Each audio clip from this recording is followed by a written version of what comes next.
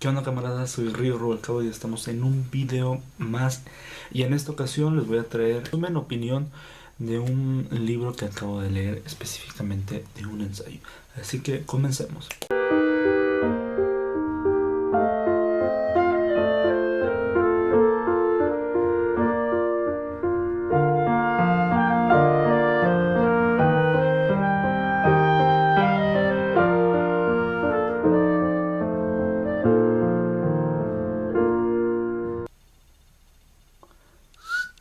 La imagen que pudieron ver en este libro, que es la imagen de la portada, y estamos hablando de Breve Historia del Alma de Luca Manzago, es una imagen que resume básicamente todo el contexto del libro. Es decir, es una misteriosa mano, sí, es una misteriosa mano que sale de un misterioso, ahí está, que sale de un misterioso portal cuyo origen también es misterioso.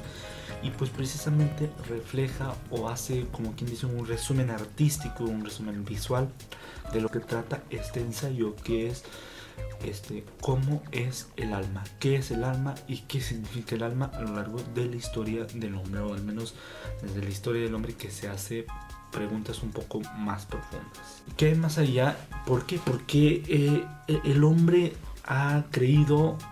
se ha creído a sí mismo que hay algo más profundo, más incógnito que el simple hecho de el simple hecho de las conexiones neuronales, las conexiones sinápticas, los mensajes, que lo fisiológico, que lo profundo, ¿sí? Hay algo todavía aún más profundo, que es el reflejo de la vida misma, pero que no se conoce, es decir, el alma. Pero antes de comenzar con esto, antes de comenzar con la opinión que tengo, con el resumen de este libro, me gustaría platicarles un poco del autor. Bien, el escritor se llama Luca Manzago, que nace en Pavia en 1964. Es un profesor de filosofía de la Universidad de Pavia y en 1994 obtuvo una especialización en filosofía contemporánea en el Instituto de Orsala Benicassa de Nápoles. Todo esto está ocurriendo en Italia. Y en 1995 realizó una maestría en la Universidad Católica de Lovaina y en el 2002 se doctoró en la misma universidad. Y bien, sus investigaciones han estado centrados en el campo de la fenomenología y especialmente Husserl, cosa que se ve ampliamente notado o especificado en el ensayo debido a que le dedica varios temas al respecto. Incluso después de hablar de este tema o de este autor, lo sigue comparando, lo sigue mencionando ya en futuros capítulos. Y por último, de la fenomenología francesa contemporánea. Y bien, chicos, en este libro empieza con muchos ensayos relacionados aspectos esenciales del ser humano con la India o con el budismo, al igual que el video del ensayo anterior acerca de la teoría política, que se lo voy a dejar aquí abajo por si gustan verlo. Es otro ensayo que resumí. En este libro, sí, en este libro precisamente empieza con un origen hindú de los conceptos de alma y de su significado, pero también hace un énfasis o un extra a la tradición budista. Nos hemos dado cuenta, o si sigues este tema te das cuenta de que no es una perspectiva hindú, o puede ser que también lo sea, pero es una perspectiva más específico de la tradición budista, es decir, el alma desde una perspectiva budista y cuestión más energética. Es una cuestión más que está en lo profundo, que es el verdadero significado del ser humano, y que ésta se va moldeando según el karma, es decir, según tus acciones, ¿sí? Es decir, si toda acción genera una consecuencia independientemente de que sea positiva o negativa, y esa acción va a modificar tu futuro espiritual, por decirlo de alguna manera, pero es tu futuro energético. Es decir, el objetivo del ser humano según la perspectiva budista es ya no generar karma, para que ya no reencarnes en otro reino ya sea animal, persona, de Dios o semidios, etc. Para que ya no reencarnes en ese reino, ¿sí? Y simplemente ya te hagas un ser, se puede decir que perfecto, es decir, que alcances el nirvana, es decir, que irrumpas la reencarnación y te hagas pura esencia, pura energía, porque si bien nunca vas a morir, sí puedes ir evolucionando. Es decir, que esa energía es como precisamente la energía que tenemos en este mundo, que no se destruye sino se transforma, se va vagando por ahí y la usamos a nuestro placer, ¿sí? Entonces de esto se trata la perspectiva de alma del budismo. O sea, la perfección sería llegar al nirvana, pero el nirvana es un estado. Muchos confunden que el nirvana es un lugar, no, es una perspectiva esa judio-cristiana en donde se llega a un paraíso, ¿no? Y en el budismo no se llega a un paraíso, sino se llega a un estado de perfección plena de la mente, es decir, donde queda la pura esencia, el puro ente, la pura energía. Y el autor pues no hace diferencia en este aspecto porque cae en ese mismo error que varios escritores o ensayistas, en donde se piensa, se cree que si bien hay indicios de política, por ejemplo de teoría política en la India, como en el ensayo anterior, el autor de este libro, Luca, también piensa que hay indicios sobre el alma desde un aspecto primitivo de la India. Y si bien la India tiene una concepción un tanto judeocristiana del alma, el aspecto budista pues es un poco más avanzado y personalmente increíble. Y bien, hace el mismo recorrido que básicamente cualquier libro de ensayo que trate de enfocarse en la historia de algo, de la política, de la sociedad, etc. Es decir, empieza con la India, después va avanzando con los presocráticos y luego con Platón y luego con Aristóteles. Se acaba esta época, no menciona nada acerca del Imperio Romano, entonces va a ir avanzando hasta llegar a un punto en donde los filósofos teólogos que más adelante toman la iglesia católica, ¿no? Es ahí donde surgen personajes como San Agustín o Santo Tomás, que son los principales. El autor los toma, ¿sí? Y el autor menciona que estos son, se puede decir que neoplatónicos, ¿no? Porque varios conceptos de Platón sobre que el alma, o Platón, Sócrates, no, que el alma está aprisionada en el cuerpo, porque el cuerpo es una prisión carnal, ¿no? Es decir, que estamos en las cavernas y que debemos de salir.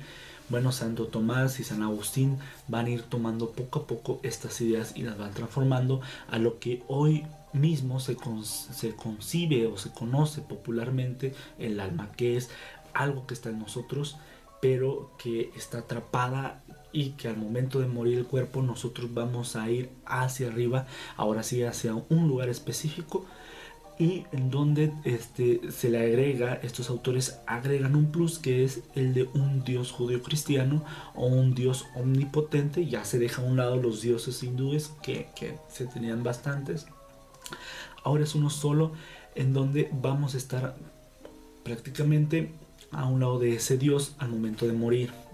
Vamos a reencarnar, no vamos a trascender, mejor dicho. Después el alma deja de ser un tanto metafísico y empieza los filósofos del Renacimiento, y mucho después de esta época empiezan a tratar de buscar un concepto de alma más fisiológico, más tangible, más observable, más demostrable, ¿sí? Y empiezan con Descartes a tratar de posicionar el alma en alguna parte fisiológica, en alguna parte del cuerpo. Y luego el autor empieza a seguir avanzando, empieza a mencionar personajes como Hume, como Spinoza, como Kant, que aparte de aterrizar no fisiológicamente las ideas que antes se traían, que es un aspecto más metafísico o un aspecto muy muy profundo como la perspectiva budista. Ahora estos filósofos que acabo de mencionar intentan reflexionar sobre el concepto del alma o la esencia del ser humano en base a su moral, en base a sus reflexiones, en base a sus acciones. Si se dan cuenta, es un tanto similar a la perspectiva budista, que es en base a sus acciones generan un karma, o sea, generan una reacción, una acción, tanto positiva o negativa. Esto lo mencionan un poco, pero ya con la perspectiva de llamarla moral. Después aquí viene un brinco, ¿no?, de filósofos modernos, bueno, un tanto modernos, que ya hacen responsable al ser humano. Es decir, ya no estamos hablando de de acciones, ya no estamos hablando de una metafísica, ya no estamos hablando de cielo, ya no estamos hablando de moral, sino ya estamos hablando de que tus acciones generan una consecuencia y esa consecuencia te va a hacer mejor o peor según el filósofo o según el caso, ¿no? Y empezando con esto, pues tenemos los grandes personajes de la historia del ser humano, iba a decir filósofos, pero inclusive llegan un poquito más, que son Marx, Nietzsche y Freud, ¿no?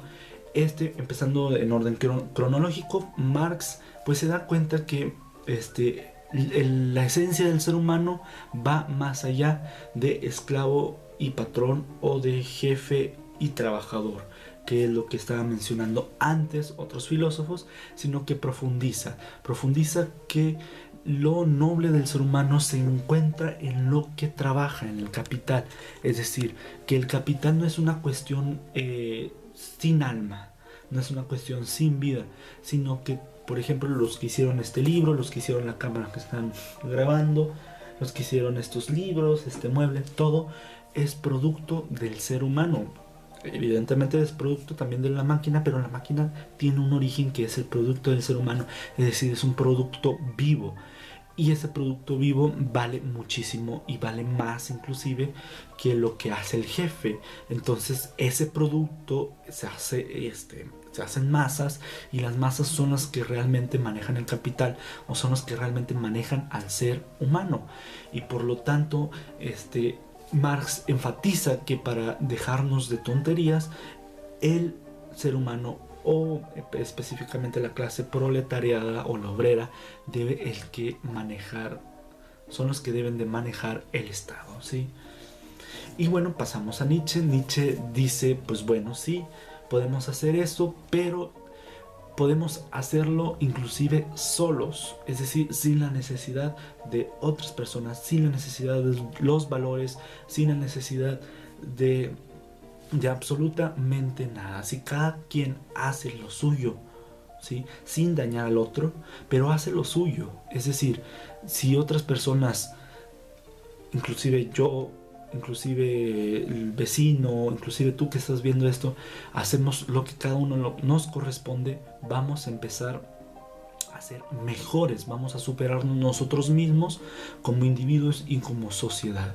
Es decir, si cada quien hace lo suyo de manera honesta, ¿sí?, sin dañar, insisto, se van a ir eliminando cosas negativas del ser humano, como la guerra, como el hambre, etc. Si cada quien gana, por ejemplo, lo propio, lo suficiente para vivir y para satisfacer ciertas necesidades, ciertos gustos, insisto, sin dañar a alguien, problemas como el hambre o las armas se irían esfumando, se irían desapareciendo, y por lo tanto seríamos un superhombre. Es decir, el superhombre de Nietzsche no es una superioridad racial o fisiológica como más adelante el nacionalsocialismo lo tomaría y lo malinterpretaría, ¿sí?, sino que es una cuestión de que el hombre, Nietzsche decía que el hombre ahorita está entre una bestia y un posible superhombre, y que estamos en ese camino a llegar al superhombre, donde no necesitamos de moral, porque la moral o las reglas están para que esa bestia no retome, o esa bestia, aunque el ser humano que ahorita se encuentra en el medio entre la bestia y el superhombre, no regrese. Es decir, la moral de no matar, de hacer el bien, de hacer el altruismo, está para eso según Nietzsche, pero que dice que no necesitamos eso, sino actuar en nuestro ahora y actuar para nosotros, en nuestro beneficio, ¿sí? Sin dañar al otro, para poder ser mejores, ¿sí? Para ser un superhombre. Y luego después aquí entra un aspecto muy interesante que nunca había visto en otro video, y es que vi a un Freud filosófico. Es decir, nosotros que nos dedicamos a este tema de la psicología o del psicoanálisis, pues vemos a un Freud fisiológico, vemos a un Freud psicológico, vemos a un Freud histórico psicológico, vemos a un Freud psicoanalítico, ¿sí? Pero rara vez vemos a un Freud, ¿cómo se dice? Rara vez vemos a un Freud filosófico. En varias ocasiones vi en este autor, ¿no? En varias ocasiones vi en páginas de donde a Freud, a pesar de que no era filósofo, sino que era médico, lo toman como un filósofo de la sospecha, ¿no? Junto con Marx y Nietzsche. Entonces, en Freud, de forma general, ¿no? Si quieren también que les especifique un poco la historia de Freud, pues bueno, también les puedo hacer un video de esto. Pero en forma general, Freud tiene 3 etapas, es decir, un Freud joven, un Freud maduro y un Freud adulto y un Freud maduro, o sea, un Freud ya un poco viejo. El Freud viejo es el mejor Freud personalmente, en donde podemos ver toda su teoría ya concretizada, pero que y podemos ver un Freud un poco ya un Freud y un psicoanálisis un poco más formal. Sin embargo, el primer Freud, ¿sí? El primer Freud es el más recordado para aquellas personas que no se dedican a este ámbito que acabo de mencionar, psicológico, médico o psicoanalítico, sino ese Freud es el más popular y el más criticado, porque este Freud empieza a relacionar lo que hay en nosotros, esa energía, con la sexualidad. Entonces es cuando empiezan a criticar, donde es un pansexualismo, en donde Freud todo lo relaciona con la sexualidad. Que sí es cierto, ¿sí? que sí es cierto, pero que eso poco a poco Freud lo va abandonando. Ya en un Freud viejo, en un Freud sabio, ya no hace tanta relación con la sexualidad, sino que ya entiende que esa energía que hay dentro de nosotros ya puede ser liberada de un sinfín de formas. Y esto es algo que raramente, ¿sí? Lo puedes encontrar en un libro o en un autor que hable de Freud y que no se especialice en esto, ¿sí? Luca Vanzago, ¿no? Te hace una advertencia, ¿no? Que muchas veces a Freud se le criticó por ser pansexual o que se relacione todo con la sexualidad, pero Luca, y esto es algo que yo aplaudo inmensamente, dice, pero hay Freud muchísimo más con la edad y con la sabiduría, y que no debemos de quedarnos en esto. Sin embargo, la importancia del alma, que es el meollo de este libro, y Freud, Luca lo menciona porque fue el primero, de forma concreta, a pesar de que algunos términos no son exclusivos de Freud, en estructurar la casa del alma, por decirlo así, ¿sí? Es decir, Freud se da cuenta que hay una energía dentro de nosotros, pulsional, de vida y de muerte, que se enfoca en acciones, que se retiene en psicopatologías, etc. Pero que hay una energía, y que esa energía tiene una casa, ¿no? Tiene una casa en donde se maneja con el ello, yo y el super yo, en donde esa misma casa tiene, por decirlo así, 3 habitaciones, es decir, el ático, el inconsciente, el preconsciente y el consciente, ¿sí? Y esta es la importancia de Freud, no nada más en la filosofía, sino en el mundo, no nada más en el alma, sino en el mundo, en donde por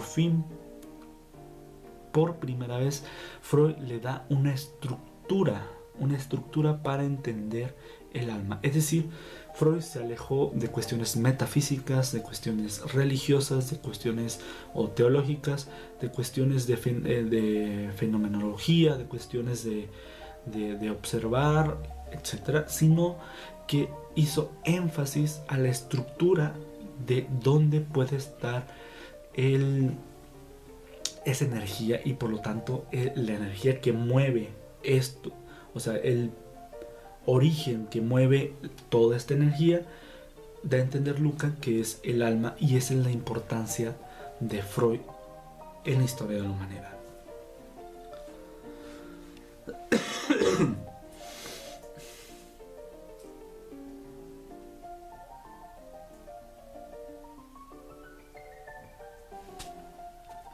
Después aquí viene un brinco, ¿no?, de filósofos modernos, bueno, un tanto modernos, que ya hacen responsable al ser humano. Es decir, ya no estamos hablando de de acciones, ya no estamos hablando de una metafísica, ya no estamos hablando de cielo, ya no estamos hablando de moral, sino ya estamos hablando de que tus acciones generan una consecuencia, y esa consecuencia te va a hacer mejor o peor según el filósofo o según el caso, ¿no? Y empezando con esto, pues tenemos los grandes personajes de la historia del ser humano. Iba a decir filósofos, pero inclusive llegan un poquito más, que son Marx, Nietzsche y Freud, ¿no?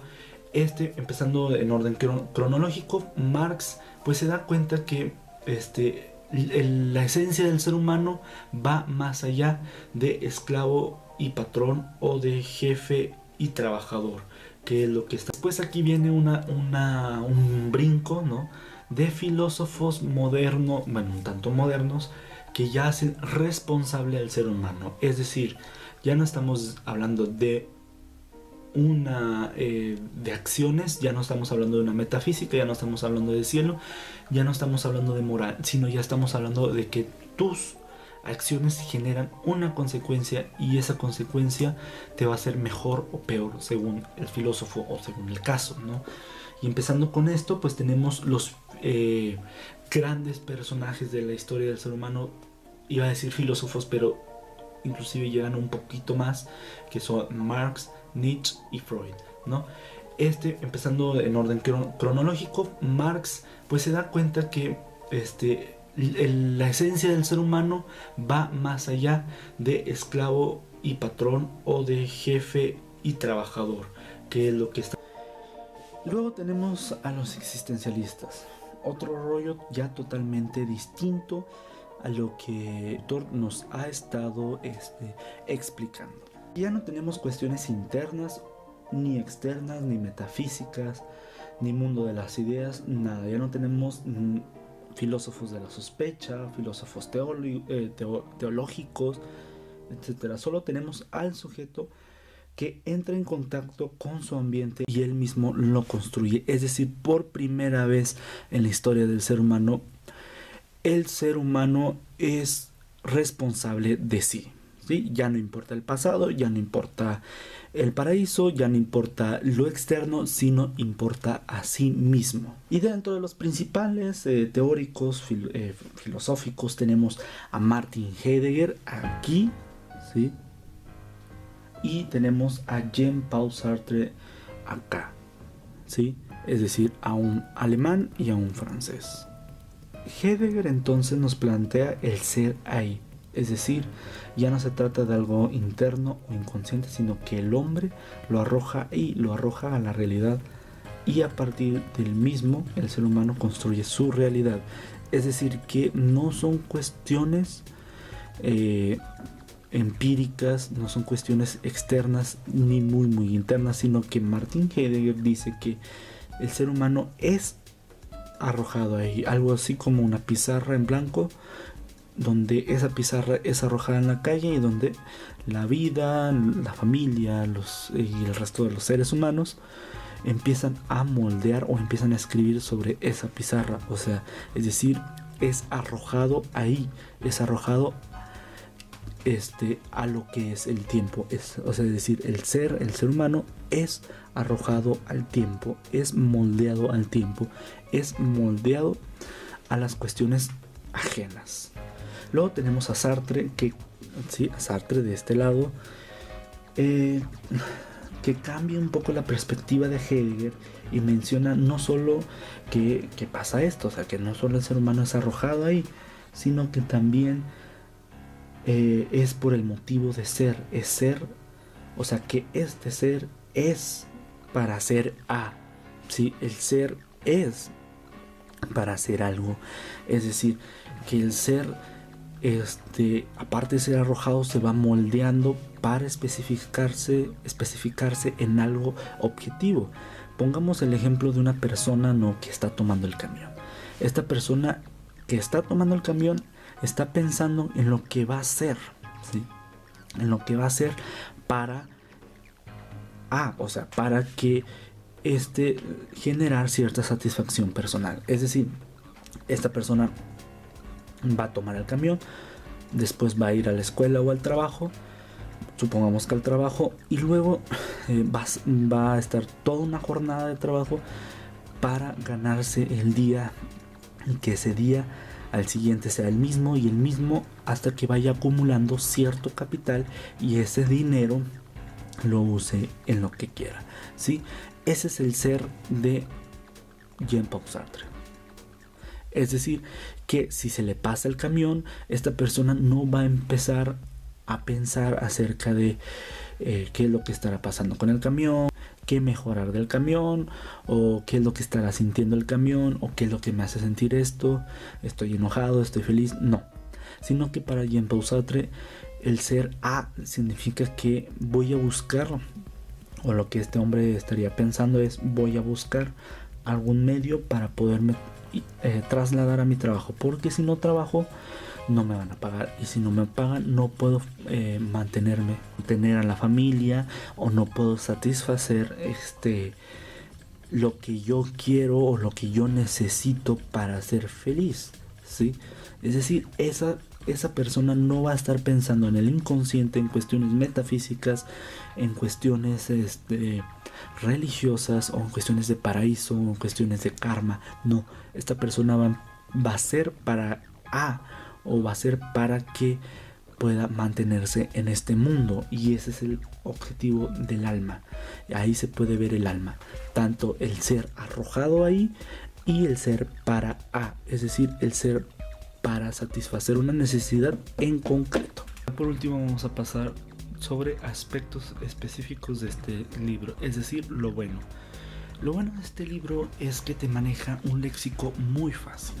Es decir, no es nada complicado entender este libro, a comparación de, por ejemplo, el video pasado de historia de la política o de la teoría política, algo así, en donde te maneja términos relacionados con el derecho, con la jurisprudencia, etcétera. Todo este tipo de léxico, de terminología específica no se ve evidente en este libro. Al final o un poquito más de la mitad hacia adelante sí maneja términos filosóficos, pero si lees con atención antes, el autor te va explicando lo que significa cada palabra para que puedas agarrar el hilo de la última parte del libro, y esto es evidentemente algo muy padre y muy fácil para leer. El tema de este libro también es otro aspecto positivo. Es decir, el objetivo de este libro queda totalmente satisfecho, incluso superado. Es decir, narrarte de forma breve la historia del alma es un objetivo alcanzado. Es decir, a lo largo de 200 páginas más o menos, el autor te va explicando todas las teorías, todas las épocas y todos los teóricos más importantes que influenciaron en este aspecto del concepto del alma que se ha preguntado todo este tiempo el ser humano. Eso lo cumple y eso es muy bonito de leer. Y en lo negativo de este libro es realmente poco. Este libro, para ser sincero, tiene muy pocos puntos negativos, pero los que tiene son muy marcados y son personalmente muy molestos. Es decir, el primer punto es que el autor empieza a meter teorías o teóricos, la que me equivoqué, sale del objetivo del libro. Es decir, empieza a meter teóricos en donde más que explicar cuestiones del alma explican cuestiones de comportamiento, cuestiones fisiológicas o cuestiones psicológicas. Se mete en otros aspectos que no demuestran en sí lo que es el alma, y que tratar de explicar lo que es el alma desde otros puntos de vista pareciera ser que es simplemente relleno. Otro aspecto negativo es que se dedica mucho a la fenomenología o a la filosofía de Husserl, no sé cómo se escribe, se pronuncia exactamente, pero bueno, es evidente que él, como lo mencioné al principio cuando estaba hablando del autor, se especializa en estos aspectos, estudió un doctorado en todos estos aspectos, en la fenomenología en general, pero bueno, es evidente que, por ejemplo, si yo escribo un libro, pues yo me voy a dedicar a dar una opinión acerca de lo que yo he estudiado, ¿sí? De lo que yo me he dedicado, a pesar de que yo hago un libro, por ejemplo, de sociología, por ejemplo, o de cuestiones de relaciones sociales, mi enfoque va a estar más encaminado al psicoanálisis, ¿no? Por decir algo. Y esto, bueno, es evidente en este libro, en donde gran parte del libro le dedica a este filósofo o a esta tendencia, y las partes que no se dedican a esto lo vuelve a mencionar o lo vuelve a comparar. Pero insisto, son pocos realmente los puntos negativos de este libro. Y en cuanto a los puntos extraños de este libro, pues tenemos algo que solamente es un punto. Es decir, a lo largo del libro el autor te va explicando, insisto, sobre teorías, épocas o teóricos acerca de diferentes conceptos que hay o que ha habido sobre el alma. Y a lo largo del libro tú te vas creando una concepción o tu propio concepto de lo que es el alma, según tu propia historia de vida. Vas rechazando, yo por ejemplo, lo que es la cuestión conductista, la cuestión fisiológica o las cuestiones de la neurociencia, y me voy quedando más con otras cosas, ¿sí? Cualquiera que lea este libro va a ir planteándose se puede decir que un aspecto personal de lo que es el alma. Sin embargo, ya al último, en la parte de las conclusiones, al final, lo que tú esperas es que el autor dé su opinión un tanto objetiva, su opinión un tanto concreta, un tanto aterrizada, no por decirlo de alguna forma, de lo que es el concepto del alma, al menos desde su perspectiva. Y es una perspectiva que pues que tendría mucho peso, porque pues es doctor, ¿no?, en estos temas. Y tú te esperas eso, ¿no? Tú te esperas que al final de todo este breve resumen llegue, o de toda esta historia llegue a un punto que es su punto. Y no es así. Te deja a la deriva, te deja en el misterio. No sé si deliberadamente o lo hizo de adrede, no se dio cuenta, no sé. Pero este es un punto que ves en este libro que es algo extraño. Es decir, tienes mucha historia, mucha teoría, muchos teóricos, pero nada concreto, ¿sí? Te da a entender, pienso yo, que va a haber, se puede decir que una segunda parte. A lo largo del libro, especialmente al final, te va entendiendo que va a escribir otros libros, porque creo que este es el único libro que ha escrito, no estoy seguro, pero que en cada teoría hay ciertos cabos sueltos. Es decir, que él admite que le gustaría investigar más sobre cuestiones del alma en otras partes del mundo, por ejemplo en la India, en China o en otras partes de Asia. Y te das cuenta que el autor pues se quedó con las ganas de investigar, ¿no?, otras teorías en otras épocas. Lo que es a lo largo del libro, insisto, te da indicios de que él ha querido investigar más sobre ciertos aspectos, y hasta creo o te da a entender que deja, o no sé si se arrepiente o hace consciente el hecho de que se dedicó mucho a la fenomenología o al tema al filósofo Husserl, etcétera. Eso es el punto extraño que yo noto en este libro. ¿A quién se lo recomiendo? Bueno, este libro es precisamente a toda aquella persona que es curiosa de saber más. Es decir, Este libro me lo regalaron, realmente yo nunca supe de él, nunca tenía pensado leer sobre el tema, pero me llamó la atención porque pues es un ensayo filosófico, es un ensayo de Fondo de Cultura Económica, y pues Fondo de Cultura Económica suele publicar cosas interesantes, no tan económicas, pero interesantes. Y nada, es lo que me llamó la atención, y yo pienso que esta persona que le guste sobre todo un poco, ¿sí? Que quiera leer sobre varios temas, ¿sí? A pesar que se especialice en uno solo, si le gusta leer varios temas, pero tampoco dedicarse a leer libros y libros sobre ese tema, pues Breve Historia del Alma es precisamente esto, una breve historia de este concepto que ha estado girando en torno a la sociedad y a la psique del ser humano durante mucho tiempo, al menos la época en donde, insisto, esta persona se dedica a pensar más de lo común, ¿sí? En fin, a este tipo de personas es lo que les recomiendo este libro. Todavía no manejo un puntaje, no me decido, se me hace que voy a hacer del 1 al 5. Del 1 al 5 yo digo que le pongo 4, ¿no?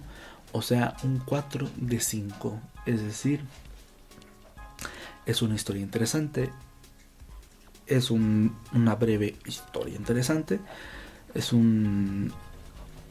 te enteras muy bien del concepto del alma a lo largo del ser humano hasta el día de hoy, pero realmente no es un ensayo que haya cambiado mi vida, al menos en este 2017. Se puede decir que de un top 3 de ensayos leídos en este 2017. Que bien, espero que te haya gustado, camarada. Nos vemos a la próxima. Dale like, suscríbete si no estás suscrito, agrégame en mi red social, dale like a mi página de Facebook como Río Rubalcaba, lo metes ahí, va a salir mi página, simplemente le das like ahí. Voy a estar publicando cosas ahí, contenido interesante. Y pues nada, espero que te haya gustado.